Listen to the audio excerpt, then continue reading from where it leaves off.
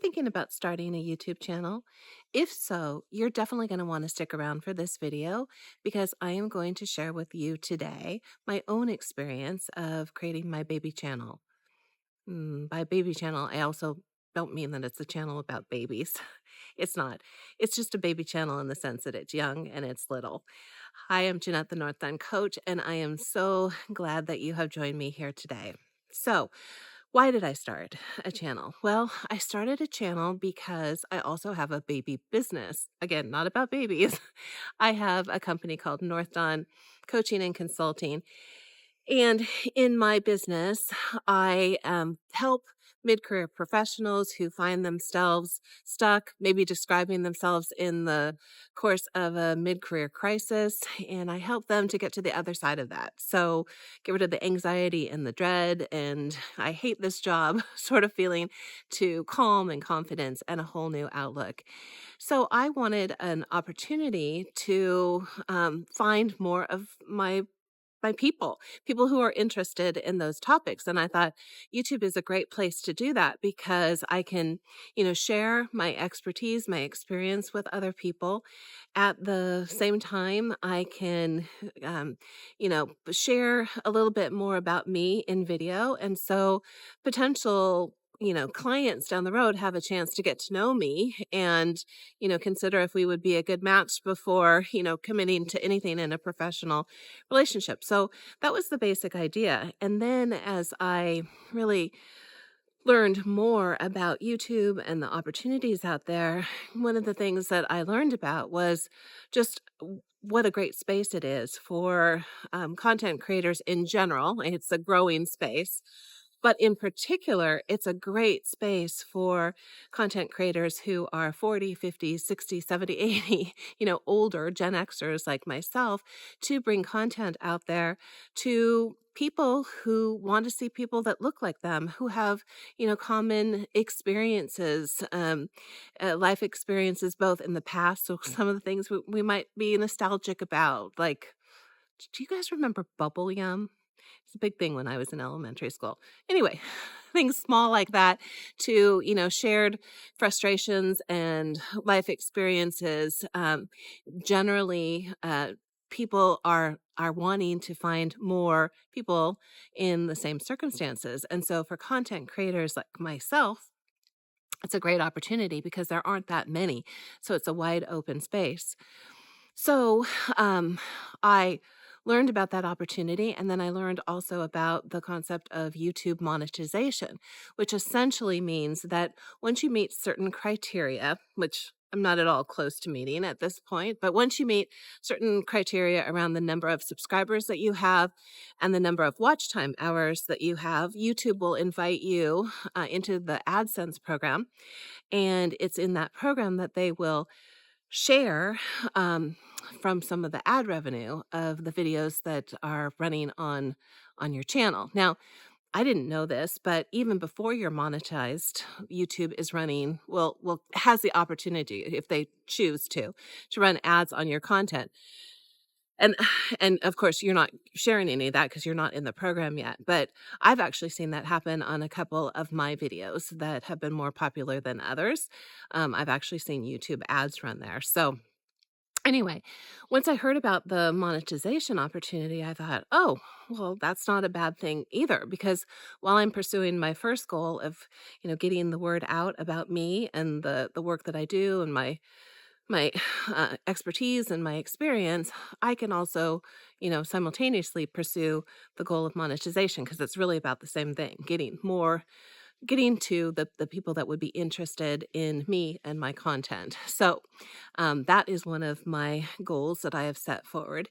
And the reason that I'm bringing this content to you today and sharing it with you is I think it might be something that you all could be interested in too.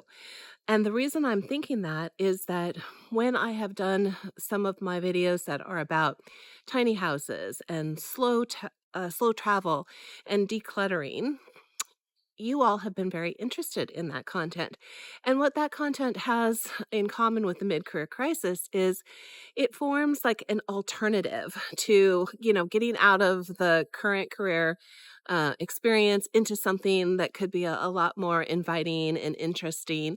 And that's done because in those options of tiny houses, slow travel, we're looking at ways that we can really reduce expenditures and, think creatively and differently about the, revenue coming in and so forth. And that enables maybe leaving the career or the job that is not, bringing you satisfaction at this point and looking at different alternatives. So that's why I thought this content and sharing my own experience might be of interest because it's another one of those kind of solutions.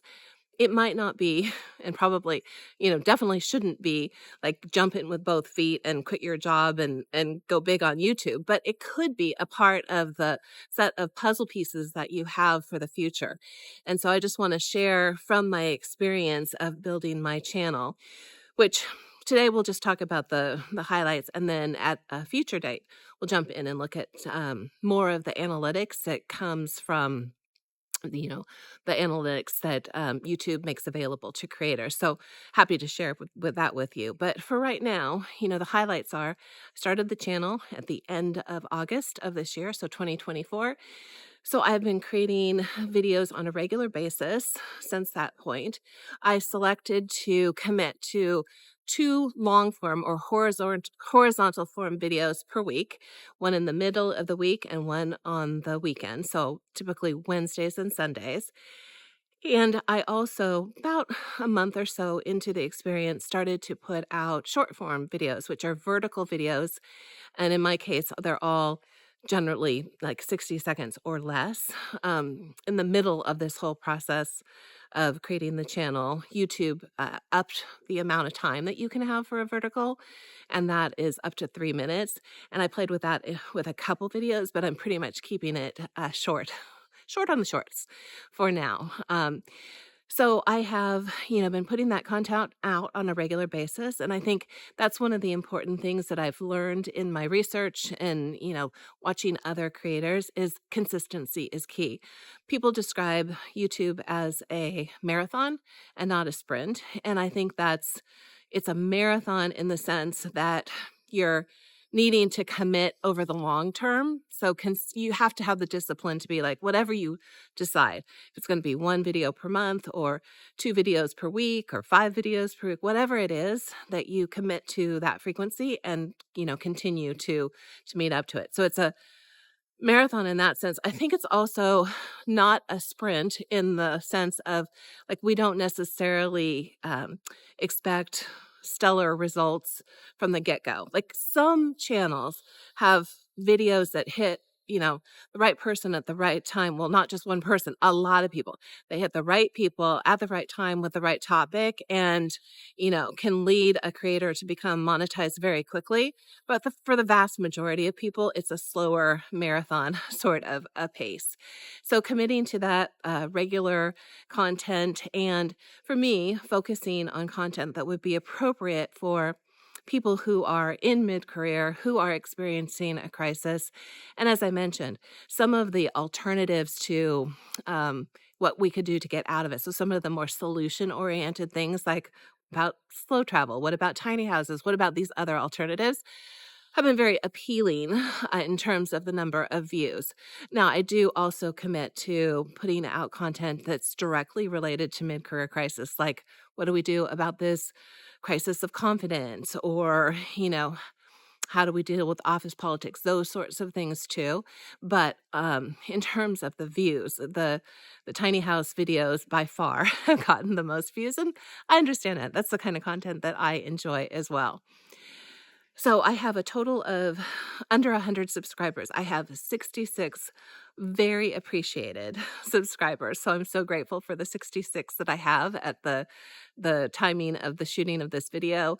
I've been gaining subscribers at a consistent but slow rate all along. And so I'm so grateful for that. I'm working on developing community. So I don't have a lot of engagement in the comments, and I would love more engagement there. So, if you can contribute, what ideas do you have, what topics would be helpful for me to bring to the video series. I'd love to hear from you about that. Love to hear from you about where you are in terms of what you're thinking about alternative. What are you thinking about if you're considering a YouTube channel? What might be your particular focus or your niche? What are the topics you're thinking about? Let's engage in a conversation there. And I will be back in another couple of days with the next video.